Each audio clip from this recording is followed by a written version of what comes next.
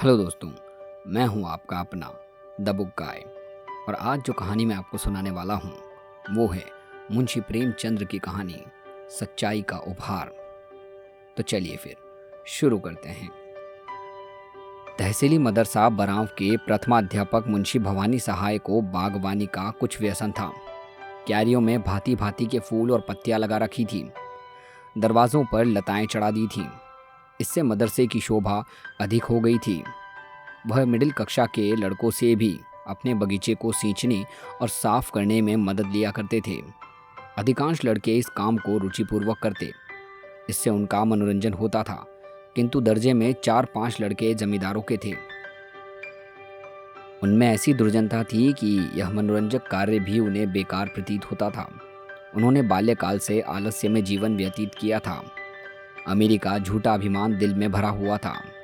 वह हाथ से कोई काम नहीं करना निंदा की बात समझते थे। उन्हें इस बगीचे से घृणा थी। जब उनके काम करने की बारी आती तो कोई न कोई बहाना करके उड़ जाते। इतना ही नहीं, दूसरे लड़कों को बहकाते और कहते, वाह पढ़े फारसी, बेचे तेल। यदि खुरपी कुदाल ही करना है तो मदरसे से किताबों के सिर मारने की क्या ज़रूरत है। यहाँ पढ़ने आते हैं, कुछ मजूरी करने नहीं आते। मुंशी जी इस आज्ञा के लिए उन्हें कभी कभी दंड भी दे देते थे। इससे उनका द्वेष और भी बढ़ता था। अंत में यहाँ तक की नौबत आ पहुंची कि एक दिन उन लड़के ने सलाह करके उस पुष्प वाटिका को विध्वंस करने का निश्चय किया। 10 बजे मदरसा लगता था, किंतु उस दिन वह 8 बजे ही आ गया और बगीचे में घुसकर मुझे उजाड़ने लगा। कहीं पौधे उखाड़ फेंके, कहीं क्यारों को रौंद डाला, पानी की नालियां तोड़ दी, क्यारियों की मेड़े खोद डाली। मारे भय के छाती धड़क रही थी कि कहीं कोई देखता न हो। लेकिन एक छोटी सी फिलवारी को उजड़ते देखकर कितनी देख लगती। 10 मिनट में हरा भरा बाग नष्ट हो गया। तब यह लड़के शीघ्रता से निकले, लेकिन दरवाजे तक आए थे कि उन्हें अपनी सहपाठी की सूरत दिखाई दी। यह एक दुबला पतला, दरिद्र और चतुर लड़का था। उसका नाम बाज बहादुर था। बड़ा गंभीर शांत लड़का था। उधम पार्टी के लड़के उससे जलते थे। उसे देखते ही उसका रक्त सूख गया। विश्वास हो गया कि इसने जरूर देख लिया। यह मुंशी जी से कहे बिना न रहेगा। बुरे फंसे, आज कुशल नहीं है। यह राक्षस इस समय यहाँ क्या करने आया था। आपस में इशारे हुए कि मिला लेना चाहिए। जगत सिंह उनका मुखिया था। आगे बढ़कर बोला, आज इतने सवेरे कैसे आ गए। हमने तो आज तुम लोगों के गले की फांसी छुड़ा दी। लाला बहुत दिक किया करते थे, यह करो वह करो, मगर यार देखो, कहीं मुंशी जी से जड़ मत देना, नहीं तो लेने के देने पड़ जाएंगे। जयराम ने कहा, कह क्या देंगे, अपने ही तो हैं। हमने जो कुछ किया है वह सबके लिए किया है, केवल अपनी भलाई के लिए नहीं। चलो यार, तुम्हें बाजार की सैर करा दें, मुंह मीठा करा दें। बाज बहादुर ने कहा, नहीं, मुझे आज घर पर पाठ याद करने का अवकाश नहीं मिला, यहीं बैठकर पढ़ूंगा। जगत सिंह, अच्छा, मुंशी जी से कहोगे तो ना। बाज बहादुर, मैं स्वयं कुछ नहीं कहूँगा, लेकिन उन्होंने मुझसे पूछा तो। जगत सिंह, कह देना मुझे नहीं मालूम। बाज बहादुर, यह झूठ मुझसे न बोला जाएगा। जयराम, अगर तुमने चुगली खाई और हमारे ऊपर मार पड़ी तो हम तुम्हें पीटे बिना न छोड़ेंगे।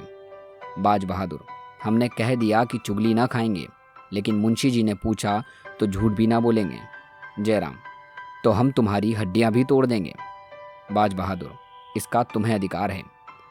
10 बजे जब मदरसा लगा और मुंशी भवानी सहाय ने बाग की यह दुर्दशा देखी तो क्रोध से आग हो गए।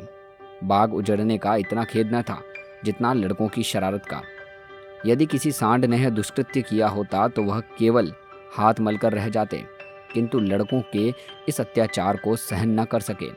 ज्यों ही लड़के दर्जे में बैठ गए, वह तेवर बदले हुए आए और पूछा, यह बाग किसने उजाड़ा है। कमरे में सन्नाटा छा गया। अपराधियों के चेहरों पर हवाइयाँ उड़ने लगी। मिडिल कक्षा के 25 विद्यार्थियों में से कोई ऐसा न था जो इस घटना को न जानता हो, किंतु किसी में साहस न था कि उठकर साफ साफ कह दे। सब के सब सिर झुकाए मौन धारण किए बैठे थे। मुंशी जी का क्रोध और भी प्रचंड हुआ। चिल्लाकर बोले, मुझे विश्वास है कि यह तुम ही लोगों में से किसी की शरारत है। जैसे मालूम हो स्पष्ट कह दे। नहीं तो मैं एक सिरे से पीटना शुरू करूँगा। फिर कोई ये ना कहे कि हम निरापराध मारे गए। एक लड़का भी ना बोला। वही सन्नाटा। मुंशी जी, देवी प्रसाद, तुम जानते हो? देवी, जी नहीं, मुझे कुछ नहीं मालूम। शिवदत्त, तुम जानते हो? जी नहीं, मुझे कुछ नहीं मालूम। बाज बहादुर, तुम कभी झूठ नहीं बोलते, तुम्हें मालूम है। बाज बहादुर खड़ा हो गया। उसके मुखमंडल पर वीरत्व का प्रकाश था, नेत्रों में साहस झलक रहा था। बोला, जी हाँ। मुंशी जी ने कहा, शाबाश। अपराधियों ने बाज बहादुर की ओर रक्तवर्ण आंखों से देखा और मन में कहा, अच्छा। भवानी सहाय बड़े धैर्यवान मनुष्य थे। यथाशक्ति लड़कों को यातना नहीं देते थे, किंतु ऐसी दुष्टता का दंड देने में वह लोश मात्र भी दया न दिखाते थे। छड़ी मांगकर पांचों अपराधियों को 10-10 छड़ियां लगाई। सारे दिन बेंच पर खड़ा रखा और चाल चलन के रजिस्टर में उनके नाम के सामने काले चिन्ह बना दिए। बाज बहादुर थे शरारत पार्टी वाले लड़के यूं ही जला करते थे। आज उसकी सच्चाई के कारण उनके खून के प्यासे हो गए। यंत्रणा में सहानुभूति पैदा करने की शक्ति होती है। इस समय दर्जे के अधिकांश लड़के अपराधियों के मित्र हो रहे थे। उनमें षड्यंत्र रचा जाने लगा कि आज बाज बहादुर की खबर ली जाए। ऐसा मारो कि फिर मदरसे में मुंह न दिखाए। यह हमारे घर का भेदी है, दगाबाज, बड़ा सच्चे की दुम बना है। आज इस सच्चाई का हाल मालूम हो जाएगा। बेचारे बाज बहादुर को इस गुप्त लीला की जरा भी खबर न थी। विद्रोहियों ने उसे अंधकार में रखने का पूरा यत्न किया। छुट्टी होने के बाद बाज बहादुर घर की तरफ चला। रास्ते में एक अमरूद का बाग था। वहां जगत सिंह और जयराम कई लड़कों के साथ खड़े थे। बाज बहादुर चौंका, समझ गया कि आज यह लोग मुझे छेड़ने पर उतारू हैं, किंतु बचने का कोई उपाय न था। कुछ हिचकता हुआ आगे बढ़ा। जगत सिंह बोला, आओ लाला, बहुत राह दिखाई, आओ सच्चाई का इनाम लेते जाओ। बाज बहादुर, रास्ते से हट जाओ, मुझे जाने दो। जयराम, जरा सच्चाई का मजा तो चखते जाइए। बाज बहादुर, मैंने तुमसे कह दिया कि जब मेरा नाम लेकर पूछेंगे तो मैं कह दूंगा। जयराम, हमने भी तो कह दिया था कि तुम्हें इस काम का इनाम बिना दिए न छोड़ेंगे।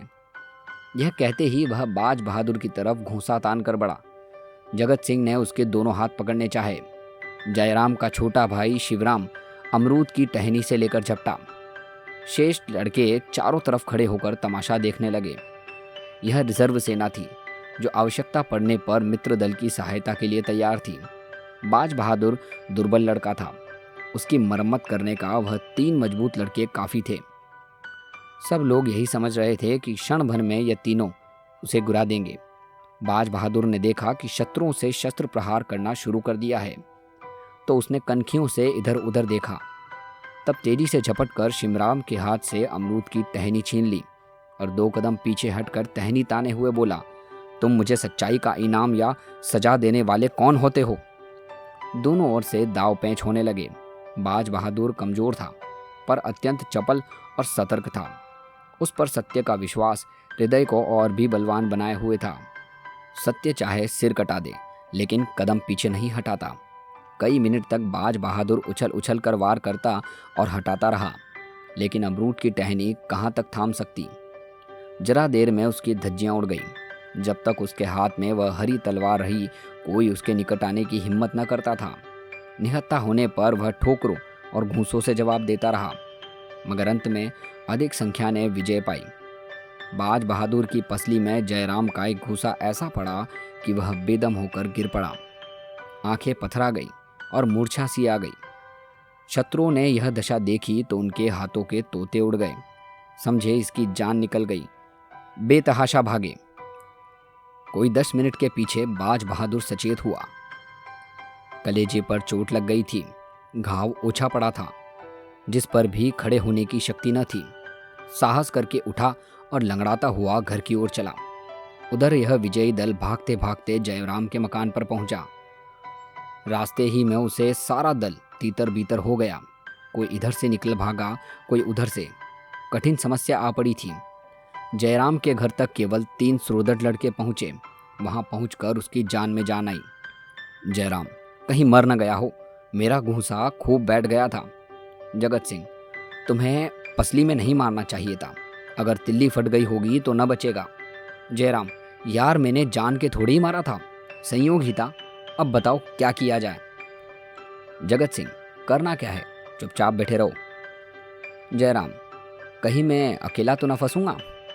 जगत सिंह, अकेले कौन फंसेगा, सबके साथ साथ चलेंगे। जयराम, अगर बाज बहादुर मरा नहीं है तो उठकर सीधे मुंशी जी के पास जाएगा। जगत सिंह, और मुंशी जी कल हम लोगों की खाल अवश्य उधेड़ेंगे। जयराम, इसलिए मेरी सलाह है कि कल से मदरसे जाओ ही नहीं, नाम कटा के दूसरी जगह चले चलें, नहीं तो बीमारी का बहाना करके बैठे रहें। महीने 2 महीने बाद जब मामला ठंडा पड़ जाएगा तो देखा जाएगा। शिवराम, और जो परीक्षा होने वाली है वो।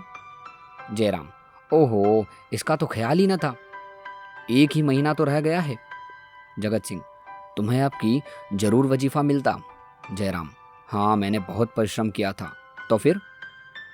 जगत सिंह, कुछ नहीं, तरक्की तो हो ही जाएगी, वजीफे से हाथ धोना पड़ेगा। जयराम, बाज बहादुर के हाथ लग जाए। जगत सिंह, बहुत अच्छा होगा, बेचारे ने मार भी तो खाई है। दूसरे दिन मदरसा लगा। जगत सिंह, जयराम और शिवराम तीनों गायब थे। वली मोहम्मद पैर में पट्टी बांधाए, लेकिन भय के मारे बुरा हाल था। कल के दर्शक गण भी परथरथरा रहे थे कि कहीं हम लोग गेहूं के साथ घुन में न पिस जाएं। बाज बहादुर नियमानुसार अपने काम में लगा हुआ था। ऐसा मालूम होता था कि मानो उसे कल की बातें याद ही नहीं हैं। किसी से उसने उसकी चर्चा न की। हाँ, आज वह अपने स्वभाव के प्रतिकूल कुछ प्रसन्नचित्त दिख पड़ता था। विशेषतः कल के योद्धाओं से वह अधिक हिला मिला हुआ था। वह चाहता था कि यह लोग मेरी ओर से निशक हो जाएं। रात भर की विवेचना के पश्चात उसने यही निश्चय किया था, और आज जब संध्या समय वह घर चला तो उसे अपनी उदारता का फल मिल चुका था। उसके शत्रु लज्जित थे और उसकी प्रशंसा करते थे। मगर यह तीनों अपराधी दूसरे दिन भी न आए। तीसरे दिन भी उनका कोई पता न था। वह घर से मदरसे को चलते, लेकिन देहात की तरफ निकल जाते। वहां दिन भर किसी वृक्ष के नीचे बैठे रहते अथवा गुल्ली डंडा खेलते। शाम को घर चले जाते। उन्होंने यह पता लगा लिया था कि समर के अन्य सभी योद्धागण मदरसे आते हैं और मुंशी जी उनसे कुछ नहीं बोलते, किंतु चित्त से शंका दूर न होती थी। बाज बहादुर ने जरूर कहा होगा, हम लोगों के जाने की देर है। गए और बेभाव की पड़ी। यही सोचकर मदरसे आने का साहस न कर सकते थे। चौथे दिन प्रातःकाल तीनों अपराधी बैठे सोच रहे थे कि आज किधर चलना चाहिए। इतने में बाज बहादुर आता दिखाई दिया। इन लोगों का आश्चर्य तो हुआ, परंतु उसे अपने द्वार पर आते देखकर कुछ आशा बंध गई। यह लोग अभी बोलने भी न पाए थे कि बाज बहादुर ने कहा, क्यों मिस्टर, तुम लोग मदरसे क्यों नहीं आते? 3 दिन से गैर हाजिरी हो रही है। जगत सिंह, मदरसे क्या जाएं, जान भारी पड़ी है। मुंशी जी एक भी हड्डी न छोड़ेंगे। बाज बहादुर, क्यों? वली मोहम्मद, दुर्गा सभी तो जाते हैं। मुंशी जी ने किसी से कुछ भी नहीं कहा। जयराम, तुमने उन लोगों को छोड़ दिया होगा, लेकिन तुम भला हमें क्यों छोड़ोगे? तुमने तो एक एक की 3-3 जड़ी होगी। बाज बहादुर, आज मदरसे चलकर इसकी परीक्षा कर ही लो। जगत सिंह, ये झांसे रहने दीजिए, हमें पिटवाने की चाल है। बाज बहादुर, तो मैं कहीं भागा तो नहीं जाता? उस दिन सच्चाई की सजा दी तो आज झूठ का इनाम देना। जयराम, सच कहते हो, तुमने शिकायत नहीं की? बाज बहादुर, शिकायत की कौन बात थी? तुमने मुझे मारा, मैंने तुम्हें मारा। अगर तुम्हारा घूसा न पड़ता तो मैं तुम लोगों को रण क्षेत्र से भगाकर दम लेता। आपस के झगड़ों की शिकायत करना मेरी आदत नहीं है। जगत सिंह, चलूँ तो यार, लेकिन विश्वास नहीं आता, तुम हमें झांसे दे रहे हो, कचूमर निकालोगे। बाज बहादुर, तुम जानते हो झूठ बोलने की मेरी बात नहीं है। यह शब्द आज बाज बहादुर ने ऐसी विश्वास उत्पादक रीति से कहे कि उन लोगों का भ्रम दूर हो गया। बाज बहादुर के चले जाने के पश्चात तीनों देर तक उसकी बातों की विवेचना करते रहे। अंत में यही निश्चय हुआ कि आज चलना चाहिए। ठीक 10 बजे तीनों मित्र मदरसे पहुंच गए, किंतु चित्त में आशंकित थे। चेहरे का रंग उड़ा हुआ था। मुंशी जी कमरे में आए। लड़कों ने खड़े होकर उनका स्वागत किया। उन्होंने तीनों की ओर तीव्र दृष्टि से देखकर इतना कहा, तुम लोग 3-4 दिन से गैर हाजिर हो। देखो, दर्जे में जो इम्तिहानी सवाल हुए हैं उनकी नकल कर लो। फिर पढ़ाने में मग्न हो गए। जब पानी पीने के लिए लड़कों का आधा घंटे का अवकाश मिला तो तीनों मित्र और उसके सहयोगी जमा होकर बातें करने लगे। जयराम: हम तो जान पर खेल कर मदरसे आए थे, मगर बाज बहादुर है बात का धनी। वली मोहम्मद: मुझे तो ऐसा मालूम होता है वह आदमी नहीं, देवता है। यह आंखों देखी बात न होती तो मुझे कभी इस पर विश्वास न आता। जगत सिंह: भलमनसी इसी को कहते हैं। हमसे बड़ी भूल हुई कि उसके साथ ऐसा अन्याय किया। दुर्गा: चलो उससे क्षमा मांगे। जयराम: हाँ, तुम्हें खूब सूझी आज ही। जब मदरसा बंद हुआ तो दर्जे के सब लड़के मिलकर बाज बहादुर के पास चले गए। जगत सिंह उनका नेता बनकर बोला: भाई साहब, हम सब के सब तुम्हारे अपराधी हैं। तुम्हारे साथ हम लोगों ने जो अत्याचार किया है उस पर हम हृदय से लज्जित हैं। हमारा अपराध क्षमा करो। तुम सज्जनता की मूर्ति हो। हम लोग उजड़, गंवार और मूर्ख हैं। हमें अब क्षमा प्रदान करो। बाज बहादुर की आंखों में आंसू आए। बोला: मैं पहले भी तुम लोगों को अपना भाई समझता था और अब भी वही समझता हूँ। भाइयों के झगड़े में क्षमा कैसी? सबके सब उसके गले मिले। इसकी चर्चा सारे मदरसे में फैल गई। सारा मदरसा बाज बहादुर की पूजा करने लगा। वह अपने मदरसे का मुखिया, नेता और सिरमौर बन गया। पहले उसे सच्चाई का दंड मिला, अब की सच्चाई का उपहार मिला। तो दोस्तों, ये थी कहानी मुंशी प्रेमचंद्र की, सच्चाई का उपहार। आपको ये कहानी कैसी लगी कमेंट सेक्शन में ज़रूर बताइए, और ये भी बताइए कि क्या आपने बाज बहादुर से कुछ सीखा। और हाँ, अगर आपको ये वीडियो और ये कहानी अच्छी लगी हो तो इस वीडियो को लाइक और चैनल को सब्सक्राइब करना ना भूलें। मिलते हैं अगली वीडियो में अगली कहानी के साथ। धन्यवाद।